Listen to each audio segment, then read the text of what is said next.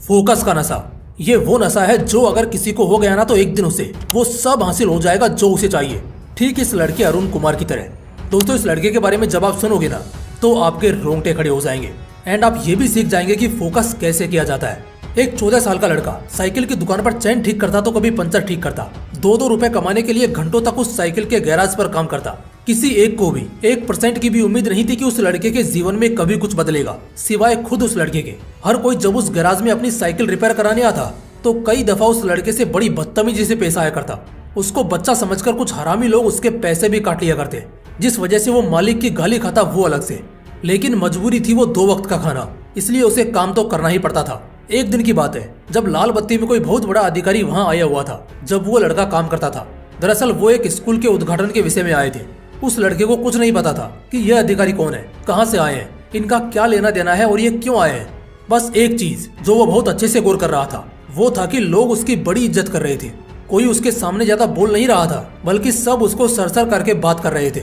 उसने अपने दिमाग में एक बात सोची कि यार, एक ये साहब है जिनके आने मात्र से पूरी की पूरी बस्ती ऐसे व्यवहार कर रही है जैसे ये कहीं का राजा हो, और एक तरफ मैं हूँ जो इतने शांति से अपना काम करता हूँ, किसी को परेशान भी नहीं करता, तब भी लोग मुझे गालियां देते हैं, 4 बातें सुनाते हैं। खैर, उस रात वो लड़का सो नहीं पाया। वो सारी रात बस यही सोचता रहा कि मेरे साथ ऐसा क्यों हो रहा है, मुझ में और उस आदमी में क्या फर्क है। मैं तो जबकि लोगों के काम आता हूँ और वो तो गाड़ियों में आता है। उसे अपने सवाल का जवाब नहीं मिल पा रहा था। अगले दिन जब वो गैराज पहुंचा तो अपने मालिक को पूछा कि मालिक, जो कल साहब आए थे, लोग उसको इतनी इज्जत क्यों दे रहे थे और वो कौन साहब थे। इस पर गैराज का मालिक बोला, तुझे क्या है, तुझे क्या करना है। लेकिन उस लड़के के 2-3 बार पूछने पर उस मालिक ने बताया, कल डीएम साहब आए थे स्कूल के उद्घाटन के लिए। इस पर उस लड़के ने फिर से जिद करके पूछा, लेकिन ये डीएम कैसे बनते हैं। वो गैराज का मालिक बोला, उसके लिए बहुत पढ़ना पड़ता है, बहुत विद्वान होना पड़ता है, उसके लिए बाज की नजर और ऋषि मुनियों जैसा फोकस चाहिए होता है। ये बात उस लड़के के दिमाग में छप जाती है। वो लड़का शाम को घर जाता है और लगभग आधी रात तक जागकर बस यही सोचता है कि इस जिंदगी से उस जिंदगी तक का सफर वो कैसे तय करेगा। वो पैसे बचाता है और पैसे बचा बचाकर वो अपने लिए किताबें खरीदता है और किसी तरह अपनी पढ़ाई शुरू करता है। एक सरकारी स्कूल के माध्यम से वो पढ़ता और रात को काम करता। उसका लक्ष्य उसके दिमाग में एकदम साफ था कि चाहे जो हो जाए डीएम तो बनकर रहूंगा। वो लड़का अब 21 साल का हो चुका था और पिछले 7 सालों में ऐसा एक भी दिन नहीं था जिस दिन उसके दिमाग में डीएम बनने के अलावा दूसरा कुछ भी आया हो। उसे बस 21 साल की उम्र तक पहुंचने का इंतजार था कि वो बस अपना ग्रेजुएशन जैसे तैसे खत्म करे और एग्जाम में बैठने के लायक हो जाए। उसके पास अब 1 साल बचा था तैयारी करने को। उसने इतने पैसे जुटा लिए थे कि अगर अगले 6 से 8 महीने वो काम ना भी करे तब भी उसका खर्च चल जाएगा। अगले 6 से 8 महीनों के लिए वो पूरी तरह अपने डीएम बनने के सपने को दे देता है। पहला महीना वो रगड़ कर मेहनत करता है। वो खूब मेहनत करता है, दिन रात सिर्फ और सिर्फ पढ़ता रहता है। 3 और महीने बीतते हैं। वो सिर्फ एक वक्त का खाना खाता और बाकायदा पूरा दिन सिर्फ और सिर्फ अपने किताबों से चिपका रहता। जैसे जैसे उसका एग्जाम नजदीक आ रहा था उसके पढ़ने के घंटे भी बढ़ते जा रहे थे। इसी तरह 4 महीने बीत चुके हैं। तभी अचानक एक रात वो अपनी पढ़ाई खत्म करके जैसे ही चटाई बिछाकर सोने की तैयारी कर रहा होता है कि उसे उसी वक्त चक्कर आ जाता है और वो गिर जाता है। अब भला उस गरीब को देखने वाला कौन होगा, इसलिए वो बेचारा खुद ही 1-2 घंटे बाद जब होश में आया तब खुद को संभालते हुए उठता है और फिर जो थोड़ा खाना बचा था उसे अपने लिए परोसता है। खाने के लिए उसने अभी पहला निवाला रखा ही था कि तभी उसको उल्टी हो जाती है। सारी रात वो उल्टी करता रहता है। अगली सुबह जैसे तैसे थोड़ा सो लेने के बाद जब उसकी आंख खुलती है तब उसका पेट हल्का दर्द करना शुरू करता है। वो कुछ समय के लिए इसे नजरअंदाज करता है और रोज की तरह अपना काम करता है। फ्रेश होकर पढ़ाई करने बैठता है।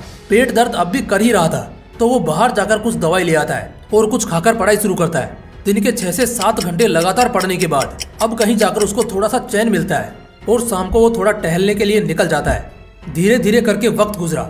अब बस 1 महीना रह गया था एग्जाम को, जिसका इंतजार इस लड़के को पिछले 7 साल से था।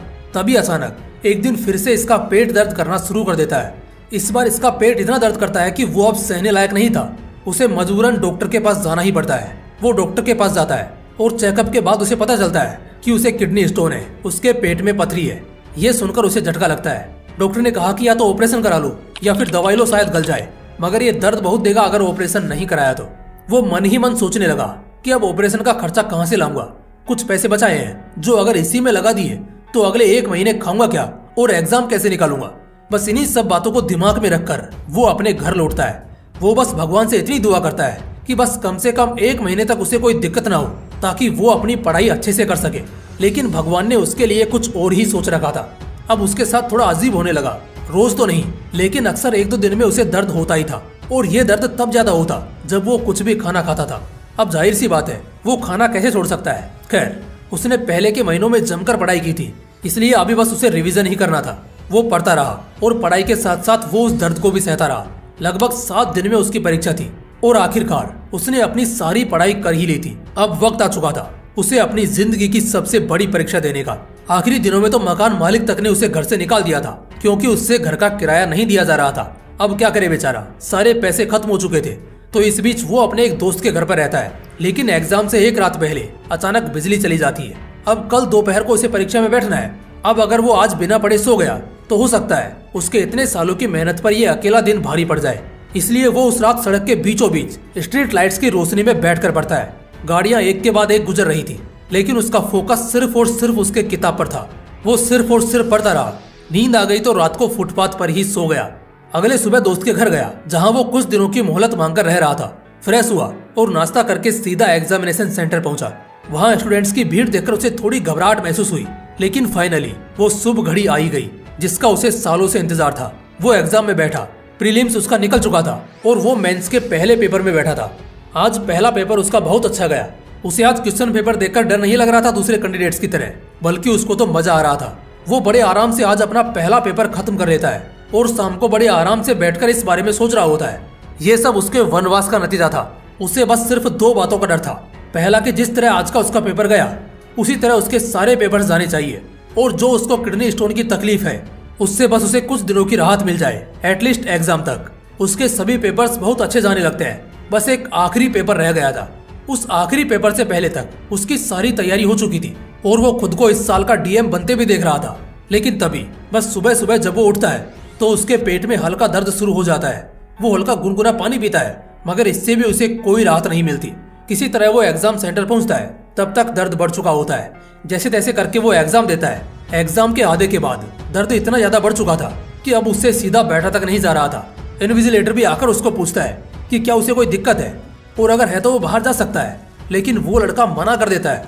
उसका ध्यान 1% दर्द पर था और बाकी 99% पेपर पर। पूरे शिद्दत के साथ वो लड़का अपना एग्जाम खत्म करता है और वहां से सीधा हॉस्पिटल जाकर अपना इलाज कराता है। लगभग 2.5 महीने बाद फाइनली यूपीएससी इस साल अपने एस्पिरेंट्स का रिजल्ट रिलीज करती है। तो इस साल दूसरे एस्पिरेंट्स की तरह एक बार भी रिजल्ट देखते वक्त उस लड़के को किसी तरह की घबराहट नहीं होती, क्योंकि उसे पता था संघर्ष और तकलीफों के पहाड़ के ऊपर पैर रखकर वो परीक्षा देने गया था। और हाँ, आज उसका सपना सच हो गया। वो अब मामूली गरीब नहीं बल्कि डीएम अरुण कुमार बन गया। उसे इंटरव्यू के लिए बुलाया जाता है, जहां इंटरव्यूअर्स को जब उसकी कहानी का पता लगता है तो वो भी हैरान हो जाते हैं कि वाकई में किसी इंसान का फोकस इतना तगड़ा कैसे हो सकता है। उस बंदे को यूथ क्लब की तरफ से इंटरनेशनल फेस्ट में बुलाया जाता है, जहां वो कहता है दर्द हो, तकलीफ हो या मौत आ जाए, अगर फिर भी तुम्हारा ध्यान तुम्हारी मंजिल से ना हटे तो ब्रह्मांड खुद तुम्हें जिताता है। मैंने अपने संघर्ष के दिनों में कभी संघर्ष पर ध्यान ही नहीं दिया। मेरा ध्यान सिर्फ एक चीज पर होता था और वो थी मेरी किताबें। फोकस का नशा था मेरे अंदर। किताबों के पन्नों से कभी ध्यान हटा ही नहीं। अगर उम्र की शक्ति नहीं होती तो शायद मैं 21 की उम्र से पहले ही यूपीएससी निकाल कर दिखा देता। दोस्तों, इस पूरी कहानी में अगर देखोगे ना तो सिर्फ एक चीज निकल कर सामने आएगी, और वो है उस लड़के का फोकस, जो इतना तगड़ा था कि उसके पतरी का पेन भी उसका फोकस नहीं तोड़ पाया। मकान मालिक ने घर से भगा दिया, लेकिन सड़कों की गाड़ियों तक ने उसका ध्यान नहीं तोड़ा। उसको फोकस का नशा लग गया था, और जब ये नशा किसी को लगता है ना तो वो चट्टानों को भी अपने सामने झुकाने की ताकत रखता है। दोस्तों, उसके पास तो कुछ नहीं था, ना घर, ना परिवार, ना पैसे, ना सुविधाएं, लेकिन फिर भी उसका ध्यान अपने लक्ष्य से हटा नहीं, टूटा नहीं। तुम्हारे पास तो सब कुछ है, साला ध्यान इतना तगड़ा होना चाहिए कि सामने बवंडर की लहर भी निकल जाए, लेकिन जिस भी चीज पर ध्यान होना उससे हटना नहीं चाहिए। अगर ऐसा फोकस का नशा आपको भी चढ़ा ना तो फिर किसी का बाप भी आपको कामयाब होने से नहीं रोक पाएगा। दोस्तों, अगर वीडियो अच्छा लगा, इससे आपको कुछ सीखने को मिला, तो इसे एक लाइक करना और अपने दोस्तों के साथ जरूर शेयर करना। बाकी फिर मिलते हैं इसी तरह के एक और बवाल वीडियो के साथ। जय हिंद, जय श्री कृष्ण।